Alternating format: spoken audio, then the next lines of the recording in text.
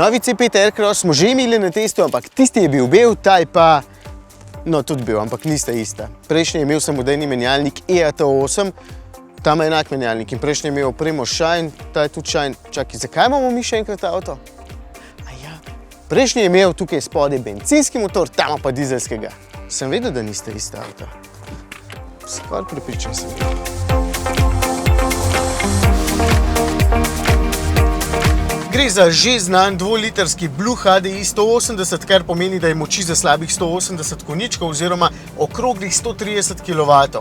Ravno toliko je šibkejši od bencinerja, da je pospešek do stotice slabe pol sekunde počasnejši, končna hitrost pa 5 km/h manjša. Ampak nič za to, to se pozna tudi pri porabi goriva. Če je bencinski PureTech na testu porabil okrog 8 litrov, ta porabi slabih 7. Moti me le, da je motor precej glasen, zunaj prav neugledno ropota kot kakšen tornjak in tudi znotraj se ga pri manjših hitrostih precej sliši. Je pa menjalnik dober, 8-stopenjski samodejni in sploh edini na voljo. Lepo prestavljene, mara pa hitre vožnje. Zdi se mi, da tudi s tem motorjem lepše sodelujeta, ker ima tukaj na voljo 400 Nm navora, to je 150 več kot pri bencinskem.